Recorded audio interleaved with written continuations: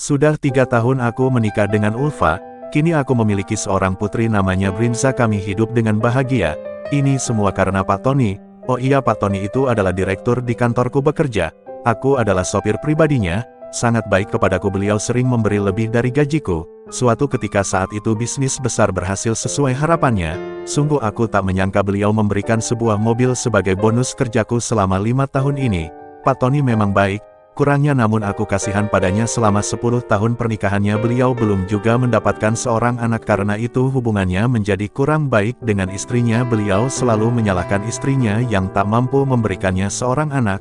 Setiap kali aku menjemput Pak Tony ke rumahnya pasti pertengkaran yang kutemui antara Pak Tony dengan istrinya, apalagi sekarang Pak Tony sudah ketahuan gonta-ganti cewek untuk menemaninya di sebuah hotel. Biasa aku mengantarnya, hingga suatu ketika Pak Tony terang-terangan membawa cewek ke rumahnya. Saat itu istrinya marah besar, namun Pak Tony sedikit pun tak menggubrisnya, seakan-akan istrinya tak ada di depannya. Mereka langsung aja masuk ke dalam kamar istrinya, terus menunggu di depan pintu kamar sekitar 2 jam baru Pak Tony keluar bersama cewek itu, dan Pak Tony meminta aku untuk mengantarkan cewek itu pulang ke rumahnya. Aku pun segera membawanya ke mobil dan mengantarnya pulang.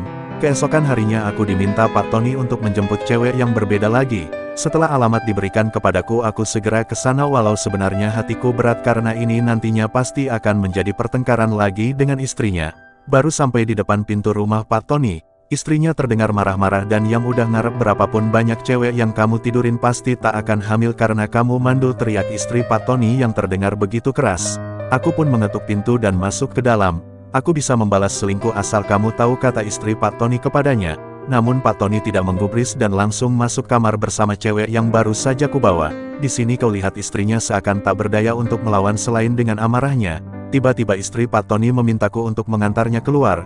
Mula-mula aku ragu untuk mengantarnya, tiba-tiba Bu Tony teriak kepadaku. Ini perintah. Aku pun takut dan segera mengingatkannya.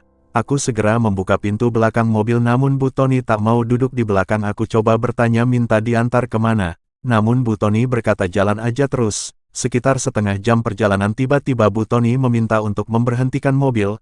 Aku pun kaget di tempat yang sepi yang meminta berhenti. Tiba-tiba Bu Tony menciumku dan meminta aku untuk mantap-mantap dengannya. Dengan perasaan gugup namun Bu Tony terus memainkanku hingga terjadilah sesuatu yang tak seharusnya kami lakukan di dalam mobil. Setelah selesai mantap-mantap, Bu Tony pun memintaku untuk mengantarnya pulang. Aku pun segera menginjak gas agar cepat sampai. Sesampai di rumah terlihat Pak Tony udah nelpon, sudah berdiri di depan pintu. Ya, semoga saja Pak Tony tidak curiga dengan apa yang sudah kami lakukan. Saya cuek saja terhadap istrinya. Aku pun segera izin pulang kepada Pak Tony. Dan keesokan paginya aku pun kembali menjemput Pak Tony untuk mengantarnya ke kantor. Setelah pintu mobilku bukakan untuknya, tiba-tiba Pak Tony meminta aku untuk mengambilkan tas yang ketinggalan di kamar.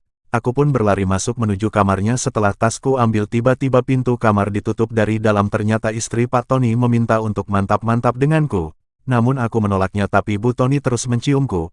Aku berkata Pak Tony sudah menungguku. Nanti kita ketahuan. Aku pun bergegas meninggalkannya. Sesampai di mobil aku segera menyerahkan tas itu. Tiba-tiba Pak Tony berkata, kenapa lama ngambil tasnya? Aku hanya diam. Kemudian beliau berkata lagi, kalau mau kerja jangan lupa bekas lipstiknya dihapus. Nanti malu sampai kantor. Aku pun menjawab dengan senyuman, Pak, istri saya itu suka nyium saat saya mau berangkat kerja. Maaf Pak. Setelah sampai di kantor, Pak Tony meminta aku untuk tidak menunggunya seperti biasa, karena hari ini beliau lembur, sampai nanti malam, jadi aku dipinta untuk pulang saja. Dengan senang hati aku pun meninggalkan kantor. Bukannya aku pulang, tapi aku malah menuju rumah Pak Tony. Tak sabar rasanya ingin mantap-mantap dengan istrinya yang begitu cantik itu. Sesampai di depan rumahnya aku pun membunyikan klakson. Tak lama keluar istri Pak Tony. Aku pun mengajak istrinya untuk mantap-mantap di luar sana. Namun Bu Tony menolak dan meminta untuk melakukan itu di kamar aja. Kami pun melakukan itu lagi sampai benar-benar puas hingga perut ini terasa lapar dan ingin segera mencari makan. Pintu kamar kami buka perlahan. Sungguh hal yang tak terduga, Pak Tony sudah berdiri di depan pintu. Entah dari kapan aku pun tak tahu. Teriak Pak Tony kepada istrinya, cepat angkat kaki dari rumahku, dasar wanita tak tahu diuntung. Dan kau Budi, tak menyangka kau main api di belakangku. Kurang baik apa aku padamu? Sekarang kamu pergi dari sini dan jangan lupa besok temui aku jam 9 di kantor.